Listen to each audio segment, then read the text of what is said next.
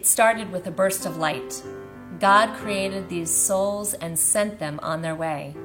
Out into the universe they traveled, wishing to be reunited again, two souls to become one. It was paradise in the Garden of Eden, surrounded by God's perfect creation. There was Adam, there was Eve. The tree of knowledge stood tall, and even after that first apple bite, sent onward by God into the world, they knew one thing was always certain. It was the wholeness of love. From just 2 became 4, 8, 16, an infinite number who filled the land, each with their own story, each with a desire to love and be loved.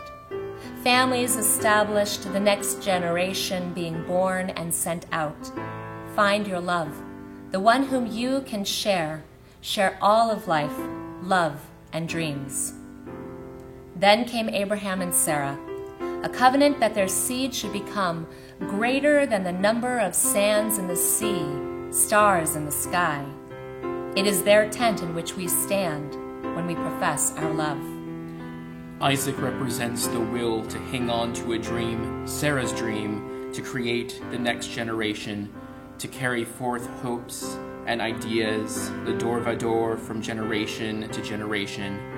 But it was Jacob who truly was the dreamer, of whose namesake, Israel, we should come to be. Jacob had hard choices to make in his life, to wait out the time allotted for him to marry his true love, Rachel, to do what was right in the eyes of not only those around him, but in the eyes of God. And Jacob had to do what was right for his people, as their leader, to secure the survival of those he cared for, taking them into the land of Egypt, to set forth the destiny of Am Yisrael, the Jewish people, whether knowing this mindfully or in his heart.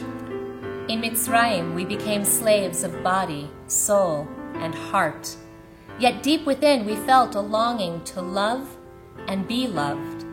And when the Pharaoh tried to drown the thirst for love, the people still grew great in number, too great, too passionate to forget the tent from which we came. Through the sea we passed, to the mountain we received, laws, stories, traditions that would be shared, le dor vador, from generation to generation. And we would continue to find love, remembering what our ancestors were given, the promise to be great in number, the responsibility to be chosen and choose, the memory of, and you shall love.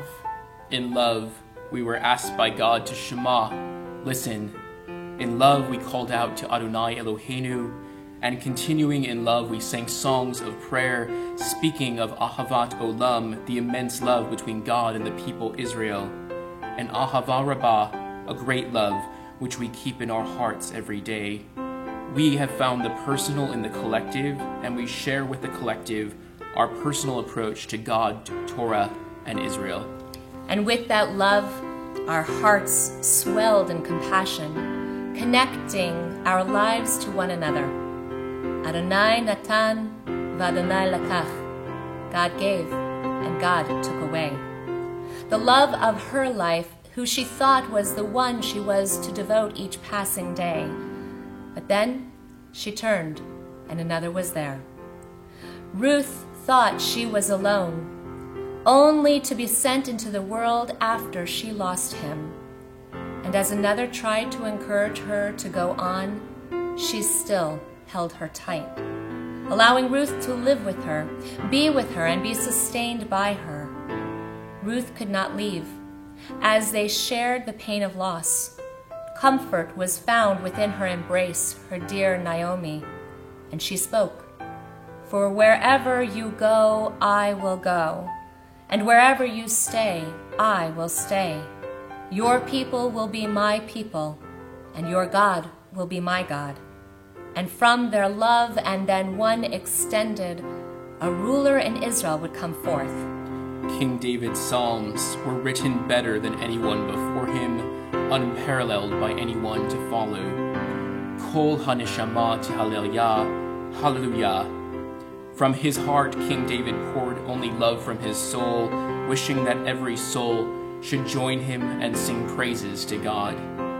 King David was admired and loved by many, Bathsheba, a wife he gained through fragile circumstances, and Jonathan, who he loved as his own soul. David demonstrated that love is universal, arising from his days as a child hero. Initially, in the eyes of many, he could do no wrong, and he used that empowerment to be a strong leader, recognizing the power of his reign and legacy. And yet, he also faced great losses and faced times of great personal struggle. He was a king judged by the eyes of God. He was mortal. He was a human being. And he saw the image of God in everyone before him, B'Tselem Elohim. A young woman, unknown to herself that she is created in the image of God, that she is linked to generations past and holds the future in her hands. An uncle who encourages her to create a love affair with a man who rules the kingdom and holds the fate of her people in his hands. He is a simple king, one who only knows power and not love. Esther, beautiful, smart yet complicated, dances into his life. His heart is moved, opened, and love pours in.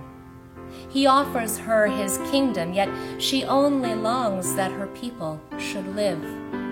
Live to love God, live to love their community, live to just love.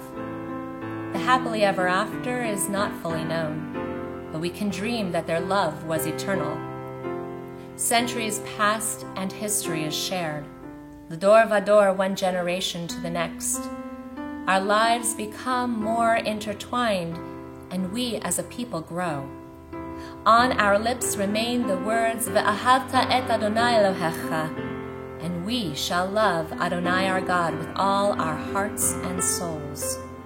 And throughout the generations, this love is put to the test, and we are forced to walk through the furnace of hate and prejudice. Flames are thrown at us by those who hate us for who we are. But we learn, like Abraham did in the furnace of Nimrod, to dance through the flames and survive and love and be loved. And we move into the present on this Shabbat and weekend of Orange County LGBT Pride. We celebrate the amazing milestones that have happened recently and in the past, to allow everyone to be who they truly are without need to hide their identity, to allow love to prevail no matter one's orientation or gender. We celebrate the triumph of Stonewall. We honor leaders such as Harvey Milk, who in their bravery put their lives on the line for the simple desire of equality. We smile today knowing that Prop 8 and DOMA have both been overturned, but recognize the great strides it took to reach this place. We honor all those who stood before us to reach this moment today. This Shabbat, we celebrate the beauty of love, the ability to love who you want and no one can say no, the strength to stand up and hold the hand and kiss and be with the one who has your heart and you have theirs. We as a Reform movement have always recognized that all people are created in the image of God and all should be treated equally.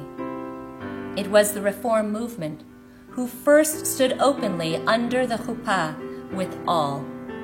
It was the rabbis of yesterday and today who have marched over bridges, through courthouses, and in the streets to say, everyone should be treated with kavod and ahava, respect and love. This Shabbat is one in which we celebrate peace and love for all. This Shabbat and every Shabbat, we celebrate our true colors. For the colors that fills your heart and soul is truly beautiful. For every one of us, man, woman, straight, gay, proud, is truly beautiful and is truly a blessing.